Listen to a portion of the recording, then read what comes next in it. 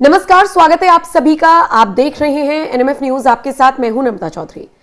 त्रिपुरा का एक 18-19 साल का लड़का, नाम एंजल चकमा, देहरादून से पढ़ाई कर रहा था एक कॉलेज से, और यहां पर सबसे पहले उसको नस्लीय टिप्पणियां की जाती हैं उसके ऊपर। उसे गलत बोला जाता है, कोई उसे नेपाली कहता है, कोई उसे भारत के बाहर का बताता है।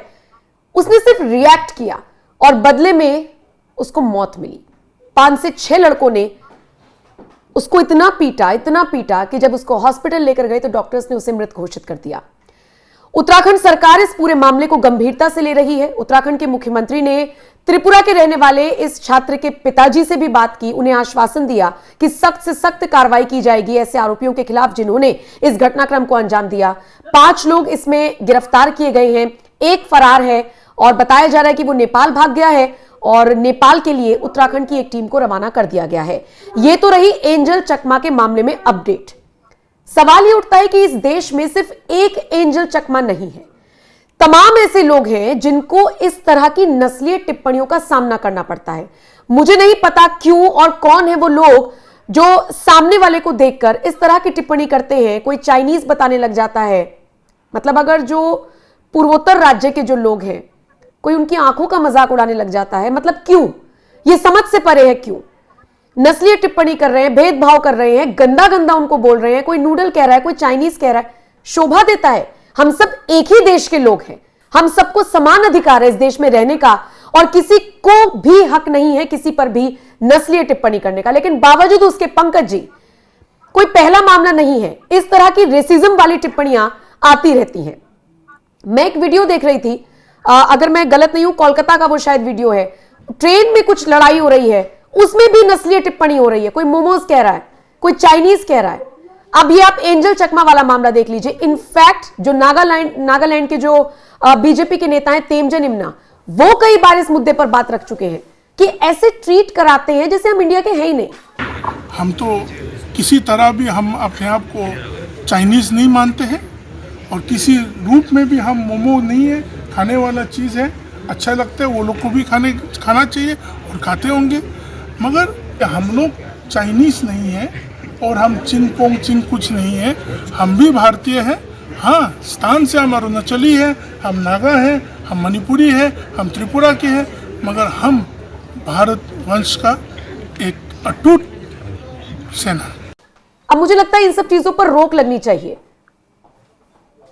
नहीं, और सबके साथ होता है। जैसे मैं आपको बता रहा हूं कि आप अभी दिल्ली में हैं और यूपी में हैं तो कंफर्टेबल है, लेकिन यही आप कर्नाटक में पढ़ने चले जाइए या आंध्र प्रदेश में पढ़ने चले जाइए, तमिलनाडु में पढ़ने चले जाइए, केरला में पढ़ने चलेगा तो आप महसूस करेंगे कि एक फीलिंग्स है।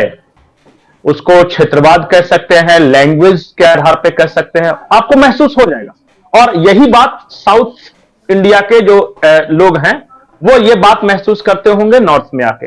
अगर किसी तमिल का एडमिशन अगर पंजाब यूनिवर्सिटी में हो जाता है या फिर यूपी में या दिल्ली में, इवन बिहार में अगर कहीं वो पढ़ने लगता है तो महसूस करते हैं वो। और चूंकि मैंने पढ़ाई महाराष्ट्र में की है, तो संयोग से मेरे 2 रूम पार्टनर, एक हिलाल अहमद राथर बारामूला कश्मीर का, सुपोर का, अगर वो देख रहा होगा तो वो जानता होगा, और एक फांगम सुंग रोनरा शिमरे मणिपुर का। और हम 3 लोग, और तीनों महाराष्ट्र में हैं, कोंकण में। थोड़ा सा हमारे साथ कम होता था क्योंकि लैंग्वेज बैरियर नहीं था, हम हिंदी अंग्रेजी थोड़ी सी बोल लेते थे, मराठी नहीं बोल पाते थे शुरुआत में। 2 तरह का रिएक्शन आता है, एक क्यूरियोसिटी का, बहुत सारे लोग दोस्ती करना चाहते हैं अच्छी फीलिंग्स के साथ, और कई लोग क्या होते हैं कि वो टोंट करते हैं। और फांगम सुंग के साथ ये मैंने भी महसूस किया, क्योंकि उसके साथ जा रहा हूं तो फिल्मों को देखकर कुछ इस तरह का किताबें पढ़ो, मतलब क्यों रिएक्शन है आई डोंट नो, लेकिन होता है। और ये मैं बिल्कुल नहीं कहूंगा कि भेदभाव नहीं होता, बिहारियों के साथ तो होता है, उसके बारे में चर्चा करने का कोई मतलब नहीं। अगर आप, कोई ऐसा नहीं है जो बचा हुआ इससे। आप कहती है ना कि मारवाड़ी, गुजराती या राजस्थानी, राजस्थान का बच्चा हमारे यहां, मतलब बोध गया आईएएम्स में पढ़ने आया, उसके साथ भी क्षेत्रवाद के आधार पर भेदभाव हुआ। और ये कैसे खत्म होगा आई डोंट नो, क्योंकि जब मैं तो जहां से बिलोंग करता हूं वो टूरिस्ट प्लेस है, उसकी पूरी कमाई ही टूरिज्म पे है। लेकिन इसके बावजूद अगर वहां पे नस्लीय टिप्पणियां हैं, वो चाइनीज है। अरे आप यकीन नहीं करेंगे कि क्योंकि नॉर्थ ईस्ट में जहां भी कहीं ट्राइबल कल्चर है तो वहां लड़कियां बहुत आउटबाउंड होती हैं, पूरी इकोनॉमी वो संभालती है। वो स्पोर्ट्समैन भी आपको दिखेंगे नॉर्थ ईस्ट की देखेंगे, या फिर हमारे झारखंड में देखेंगे हॉकी की बहुत अच्छी खिलाड़ी देंगे। दूसरे जगह के लोग उनको इजिली अवेलेबल समझ लेते हैं क्योंकि बहुत आउटबाउंड है, ये बाजार में अकेले जा रही है, खुद परचेज कर रहे हैं। ये इस चीज को अब कम पढ़ाई लिखाई है या फिर शिक्षा में इस चीज को इनकलकेट करना होगा। 2 लोग बैठ जाएं, 4 लोग बैठ जाएं और ज्ञान बांटने लगे, वीडियो बनाए, मुझे लगता है इन सब चीजों से नहीं होगा। अब मैं कहूं कि सरकार कुछ करे, उससे भी नहीं होगा। ये तो आपको, मुझे, जितने भी लोग इस वीडियो को देख रहे हैं, अपने स्तर पर सबको समझना होगा। आप देखिए ना, फॉरेनर्स आते हैं, इतने गंदे इशारे कुछ बच्चे उनको करके निकल जाते हैं और उल्टी सीधी बातें उनके बराबर में से करके ये व्लॉग बना रहे हैं, ये इज्जत बढ़ा रहे हैं भारत की। अच्छा, ऐसा नहीं है कि सिर्फ भारत में ये हाल है, मैं तो कई और वीडियोस भी देख चुकी हूं। चाइना में एक रशियन ब्लॉगर के साथ एक इजिप्ट के लड़के ने कैसे बदतमीजी करने की कोशिश की, ये हर जगह का हाल है। लेकिन कम से कम जो इंडिया के लोग हैं, जो भारत के लोग हैं, वो तो अपनी विविधता को, अपनी डाइवर्सिटी को पहचाने, उसे पसंद करें, एक गुड विल के साथ, गुड विशेस के साथ, अच्छी फीलिंग के साथ उसको एक्सेप्ट करें ना। नम्रता, 90% लोग अच्छे ही हैं। मतलब मैं अपने एक्सपीरियंस से बता सकता हूं कि इस देश की 90% आबादी बहुत अच्छी है। पंकज जी, इन्हीं 90% में से अगर किसी की लड़ाई हो जाए ना और सामने वाला कोई नॉर्थ ईस्ट का है, तो लड़ाई में सबसे पहले टिप्पणी नस्लीय भेदभाव ही होगा। चल नेपाली, चल तू चाइनीज है। आप बताइए अगर मैं गलत पता नहीं, लेकिन मुझे ऐसा नहीं महसूस होता है, क्योंकि देखिए मैं व्यक्तिगत रूप से कम 5-6 राज्यों में रह चुका हूं। बंगाल में भी फीलिंग है, ये महाराष्ट्र में फीलिंग्स है।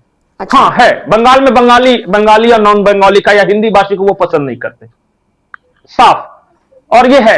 लेकिन मैं इसके बावजूद, मैं 4-5 राज्यों में रहने के बावजूद ये कह रहा हूं कि इस देश के अधिकांश लोग बहुत अच्छे हैं।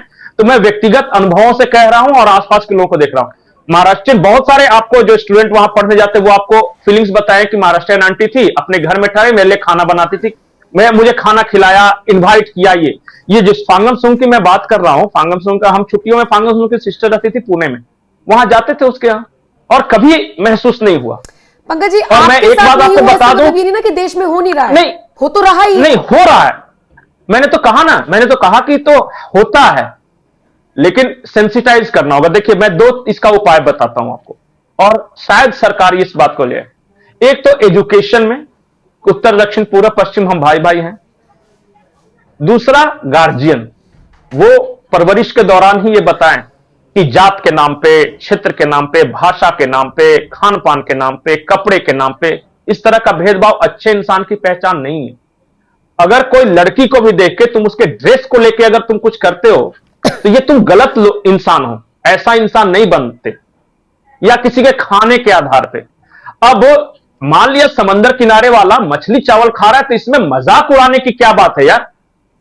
अगर पहाड़ों पे रहने वाला मीट खा रहा है तो वो क्या खाएगा? जरूरी तो नहीं कि आपके तरह इंडो गैंगेटिक प्लेन की तरह उसके पास दूध दही की नदियां बह रही है कि वो जब तक शुद्ध सात्विक शाकाहारी, सात्विक क्या होता है यार? जिसके पास जो अवेलेबल है वो खा रहा है। हमने देखा है वेजिटेरियन को नॉनवेज के खिलाफ नफरत करते हुए। ये क्या बात हो गई?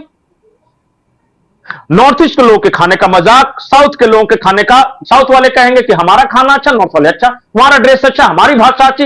अरे कोई अच्छा नहीं, हम सब, पता है भारत, जो मैं बोलता हूं जो कॉन्सेप्ट है, भारत एक बगिया है, वहां तरह तरह के फूल है। गुलाबी गुलाब हो जाए तो फिर मजा क्या है? बचपन से तो हम पढ़ते आए ना कि डाइवर्सिटी है, इसी में खूबसूरती है, सब चीजों को एक्सेप्ट करना चाहिए, और यहां पर अलग ही चल रहा है। आप सोचिए कोई नेता अगर ये बात आके कह रहा है कि जी हम चाइनीज नहीं है, हम मोमोज नहीं है, ये बात नागालैंड के लोगों को गर्व महसूस करने का मौका दे सकती है कि भाई हमारा नेता हमारे लिए बात कर रहा है, लेकिन उनका सीना भी छल नहीं करती होगी कि एक नेता को ये बात बोलनी पड़ती है। नहीं, बहुत बहुत दुखद है। और मैं आपको बताता हूं कि नॉर्थ ईस्ट के लोग जितने देशभक्त हैं ना, जितनी विपरीत परिस्थितियों में देशभक्त हैं, हम जिस मैदान वाले इलाके में हमें सारे फैसिलिटीज अवेलेबल है, फिर भी हम जात पात आलतू फालतू के नाम पे आपस में लड़ते रहते हैं। चीजें अवेलेबल है ना, उनका हमें संघर्ष नहीं करना, सब कुछ अवेलेबल है। हमारे यहाँ पे हाँ, तो आर्मी का जवान जा रहा होता है, तो आपने देखा वो केस मेरठ वाला जिसमें उस आर्मी के जवान को कितनी बुरी तरीके से पीटा था। और मैं एक छोटे से बच्चे का वीडियो देख रही हूँ, बहुत छोटा सा बच्चा, अरुणाचल का वो वीडियो है, वो जय हिंद बोल रहा है।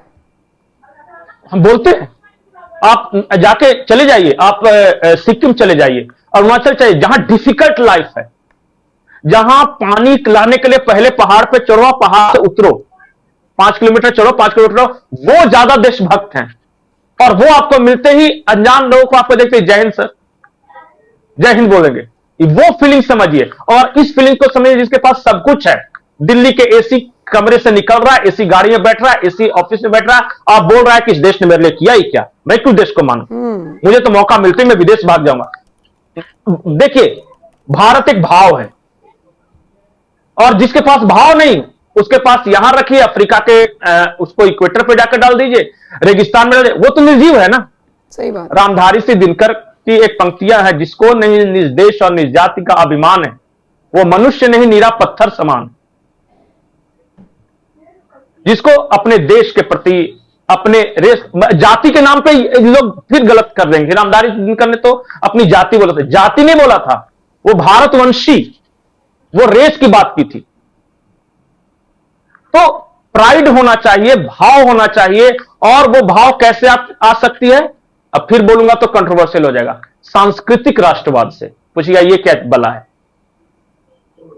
अगर तमिलनाडु में रहने वाला कोई तमिल वाराणसी में आके शिव जी के चरणों में उसी श्रद्धा से जल चढ़ा रहा है जिस श्रद्धा से उत्तर प्रदेश का कोई हिंदू जाके रामेश्वरम की पूजा कर रहा है, यह भाव ही भारत को बनाता है। आप कभी भी नहीं देखिए कि कोई गया और जय माता दी बोलता हुआ पहाड़ पे चढ़ रहा है, वैष्णो देवी, अलग क्षेत्र, अलग भाषा, अलग ये, लेकिन भाव वही है, भारत भक्ति भाव। और वहां से जाइए और वही कश्मीर का हिंदू पता चलेगा कि आपको जाके जगन्नाथपुरी में आके उसी भाव के साथ पूजा करता है। ये भाव जोड़ता है और इसी भाव के साथ हमें जीना है। एक तो भारत भक्ति, क्योंकि सब हम एक ही है। और मैं खास करके क्षेत्रवाद, भाषावाद, अरे कोई भाषा बुरी नहीं है, वो सिर्फ अभिव्यक्ति का माध्यम है। इंसान अपनी फीलिंग्स को जिस लैंग्वेज में प्रकट कर पा रहा है वही उसकी भाषा है। ठीक है पंकज जी, अब ये मुझे लगता है कैसे समझाएं, कैसे इसको क्या करें? मुझे लगता है ये नागरिकों को अपने स्तर पर लेना होगा, अपने आप को सोचना होगा, गार्जियंस को अपने बच्चों में इस परवरिश को डालना होगा, ऐसा बीज बोना होगा कि बच्चों को भी समझ में आए कि किसी को मोटा आखिरी बात मैं एक लाइन बोलूं, कह देने पर, काला कह देने पर ये कोई हंसने वाली बात नहीं होती है। ये कोई बहुत एक लाइन में बोलूं, कर रहे हैं, बोलिए बोलिए। एक लाइन बोलो। अपने यहां हमेशा इसे झगड़ाते रहते हैं, मेरे बहुत सारे कजिन्स विदेश में हैं, अमेरिका में जाके मिलिए, वो तमिल मिल रहा है या यूपी वाला मिल रहा है और राजस्थानी मिल रहा है, इस बात से फर्क नहीं पड़ता। वो इसलिए दोस्त है क्योंकि इंडियन है। ये तो सारी भावनाएं देश के बाहर ही क्यों नजर आ रही हैं? पहले देश के लोग आपस में एकजुट हो जाए ना। मैं आपकी अब यही तो बात हुई ना, अगर यूपी का बंदा, यूपी का कोई शख्स किसी और राज्य में किसी और यूपी के शख्स से टकरा जाए, खुश होते हैं। अच्छा तुम भी यूपी से? तो भाई हाँ, मैं भी यूपी से। लेकिन राजस्थान के उस शख्स को परेशानी नहीं होनी चाहिए, बस यही डिफरेंस है। हाँ, सब और अपने यहाँ रहेंगे तो तुम ब्राह्मण हो, कि तुम राजपूत हो, कि तुम जाट हो, कि तुम गुर्जर हो, आएगा। गजब आदमी है सर। अब क्या बता इसको, ये तो महसूस करने वाली बात है, हम डिस्कस करके इसको नहीं समझा सकते। बिल्कुल डिस्कस करके ये सॉल्व नहीं हो सकता, ये फील करने वाली बात है कि एंजल चकमा भी उतना ही भारतीय था जितना हम और आप हैं। बिल्कुल क्यों मार दे यार? वो सीखने गया था, वो पढ़ने गया था, क्यों मार डाला? उसके परिवार के बारे में सोचो, क्या बीत रही होगी, जिन्होंने अपने बाल बच्चे को 1000 किलोमीटर दूर भेजा है कि मेरा बेटा कुछ पढ़ लिख के कुछ बन के आएगा, और उसके बदले में उसकी लाश आ रही है। कभी अपने घर पे बीतेगा तब समझ में आएगा। बिल्कुल सही बात कही। इसी के साथ इस वीडियो में फिलहाल विराम दूंगी। बहुत बहुत शुक्रिया पंकज जी मेरे साथ जुड़ने के लिए। आपके हवाले, मैं इसे खबर तो नहीं कहूंगी, ये एक चर्चा जिसमें हमने ये समझाने की कोशिश की कि सुधार तो होना चाहिए सोच में, विचारधारा में, परवरिश में, जिसमें कम से कम बच्चों को ये सिखाया जाए कि ये जो डाइवर्सिटी है इसी में यूनिटी होनी चाहिए। बचपन से हम पढ़ते आए हैं, अब समझने की बारी है। बहुत बहुत शुक्रिया इस वीडियो को देखने के लिए।